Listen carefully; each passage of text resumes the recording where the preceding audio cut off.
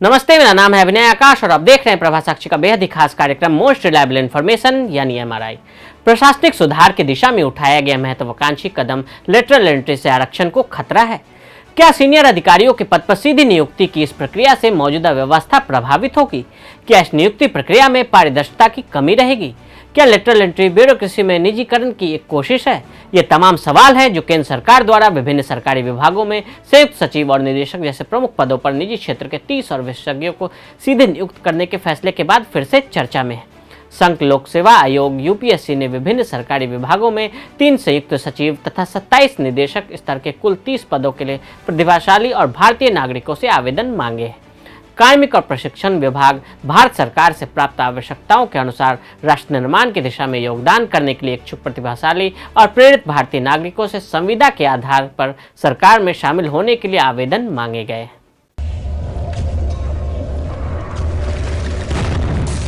संयुक्त सचिव को जानिए।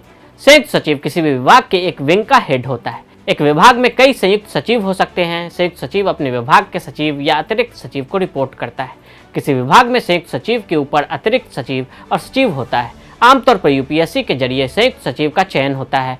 देश में ज्वाइंट सेक्रेटरी के कुल 341 पद होते हैं, जिनमें से 249 पदों पर आईएएस अधिकारी होते हैं।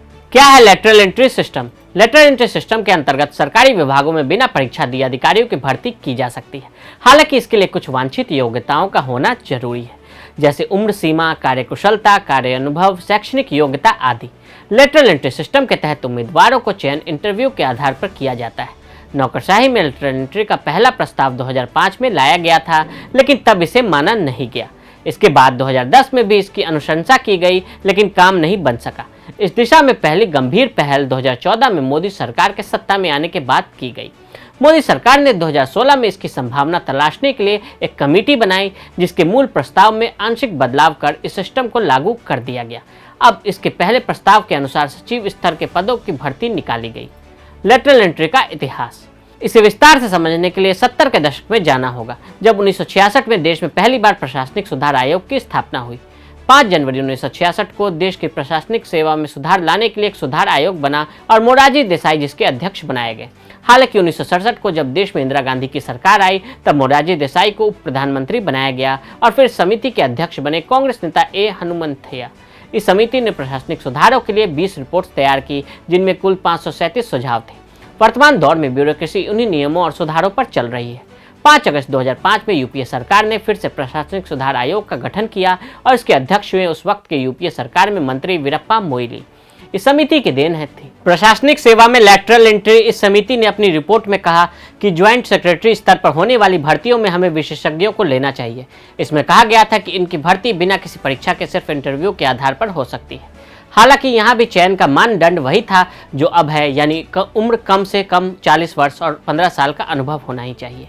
लेकिन उस वक्त की यूपीए सरकार ने इन सिफारिशों को सिरे से खारिज कर दिया था। इसके बाद साल 2010 में रामचंद्रन की अध्यक्षता वाली समिति ने सरकार के सामने फिर से प्रशासनिक सुधारों की एक रिपोर्ट रखी, जिसमें यूपीएससी परीक्षा के तरीके और उम्र सीमा पर विशेष जोर दिया गया। साथ ही इसमें 2005 की सिफारिशों को भी जोड़ा गया, लेकिन उस वक्त की मनमोहन सरकार ने इसे फिर से खारिज कर दिया।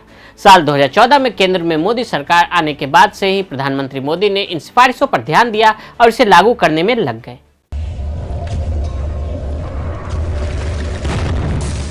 लेटरल एंट्री को लिए सरकार का तर्क क्या है?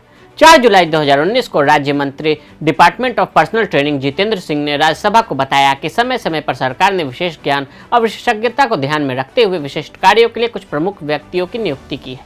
राज्यसभा में ही इसी प्रश्न के एक उत्तर में उन्होंने कहा, कलेक्टर भर्ती को दोहरे उद्देश्य के तहत लाया जा रहा है, जिसके तहत मैन पावर बढ़ाने के साथ ही नई प्रतिभाओं का भी शामिल होना है। क्या सरकार ने अब तक कोई लेटरल एंट्री नियुक्ति की है? नया विज्ञापन ऐसी भर्तियों के दूसरे दौर के लिए है। इससे पहले सरकार ने विभिन्न मंत्रालयों विभागों में संयुक्त सचिव के 10 पदों और उप सचिव निदेशक के स्तर पर 40 पदों के लिए सरकार के बाहर के विशेषज्ञों को नियुक्त करने का निर्णय लिया था।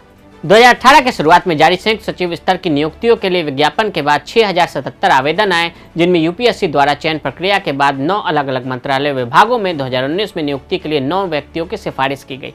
इनमें से एक काकोली घोष ने ज्वाइन नहीं किया, बाकी अंबर दुबे, राजीव सक्सेना, सुजीत कुमार वाजपेयी, दिनेश दयानंद जगदाले, भूषण कुमार, अरुण गोयल, सौरभ मिश्रा और सुमन प्रसाद सिंह को 3 साल के अनुबंध पर नियुक्त किया गया। अरुण गोयल ने प्राइवेट सेक्टर में लौटने के लिए पिछले साल दिसंबर में इस्तीफा दे दिया। लेटरल एंट्री की आलोचना क्यों? इन नियुक्तियों में कई आरक्षण नहीं होने की वजह से SC, ST और OBC के प्रतिनिधित्व करने वाले समूहों ने इसका विरोध किया।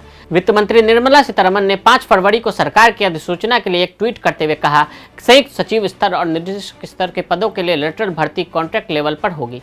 इच्छुक उम्मीदवार 6 फरवरी 2021 से 22 मार्च 2021 तक आवेदन कर सकते हैं। बिहार के नेता प्रतिपक्ष तेजस्वी यादव ने निशाना साधते हुए कहा, क्या UPSC की चयन प्रक्रिया राष्ट्र निर्माण के लिए इच्छुक, प्रेरित और प्रतिभाशाली उम्मीदवारों का चयन सुनिश्चित करने में विफल हो रही है या चुनिंदा लोग ज्यादा हैं? क्या यह वंचित वर्गों के लिए दिए गए आरक्षण को दरकिनार और कम करने की एक और चाल नहीं है? यूपी के पूर्व मुख्यमंत्री अखिलेश यादव ने ट्वीट किया, भाजपा खुलेआम अपनों को लाने के लिए पिछला दरवाजा खोल रही है। जो अभ्यर्थी सालों साल मेहनत करते हैं उनका क्या? भाजपा सरकार अब खुद को भी ठेके पर देकर विश्व भ्रमण पर निकल जाए, वैसे भी उनके देश नहीं संभल रहा है। तो क्या ये संविदा नियुक्तियां कोटा के लिए नहीं है? 15 मई 2018 के सर्कुलर में डिपार्टमेंट ऑफ पर्सनल ट्रेनिंग की ओर से कहा गया कि केंद्र सरकार के पदों और सेवाओं के लिए नियुक्तियों के संबंध में अनुसूचित जाति, अनुसूचित जनजाति, अन्य पिछड़ा वर्ग के उम्मीदवारों के लिए 45 दिनों या उससे अधिक समय तक चलने वाले स्थायी नियुक्तियों में आरक्षण होगा। हालांकि इन पदों को अनारक्षित होने का दावा किया जाता है। वर्तमान में लागू 13 पॉइंट रोस्टर के अनुसार 3 पदों तक कोई आरक्षण नहीं है। RTI अधिनियम राज्य के तहत इंडियन एक्सप्रेस ने एक रिपोर्ट दाखिल की, जिसके अनुसार DOPT द्वारा दी गई फाइल नोटिंग किसी विभाग में पेशेवरों की जरूरत के मुताबिक 1 या 2 पदों पर भर्ती की मांग आयोग के समक्ष पेश की जाती है, इसलिए इसे सिंगल कैडर पद कहा जाता है। ऐसे में आरक्षण दे पाना व्यवहारिक नहीं है।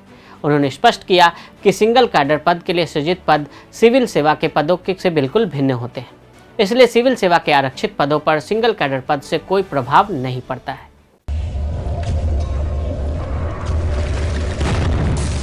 चूंकि इस योजना के तहत भरा जाने वाला प्रत्येक पद एक ही पद है, इसलिए आरक्षण लागू होगा। 2019 में नियुक्त 9 व्यक्तियों में से प्रत्येक को एक अलग नियुक्ति के रूप में भर्ती किया जाता है। OBC के लिए कम से कम 2 सीटें थीं और 1 सीट अनुसूचित जाति के उम्मीदवार के लिए केंद्र के आरक्षण नियमों के अनुसार थी। इसी तरह नवीनतम विज्ञापन में यदि 27 निदेशकों को एक ही समूह के रूप में माना जाता है तो 7 पदों को OBC के लिए 4, SC के लिए 4, ST के लिए 1 और EWS श्रेणी के लिए 2 के लिए 13 अंक रोस्टर के अनुसार आरक्षित करना होगा। लेकिन जैसा कि उन्हें प्रत्येक विभाग के लिए अलग से विज्ञापित माना गया है, उन सभी को अनारक्षित घोषित किया गया है। तो आज हमने ज्वाइंट सेक्रेटरी डायरेक्टर लेवल पर लेटरल भर्ती से जुड़े मसले का विश्लेषण किया। आज के लिए दी इजाजत, और ऐसी रिपोर्ट्स को देखने के लिए प्रभास साक्षी के साथ लगातार बने रहे। वीडियो को देखने के लिए फेसबुक और ट्विटर पर हमें फॉलो करें, यूट्यूब पर प्रभास साक्षी को सब्सक्राइब करें।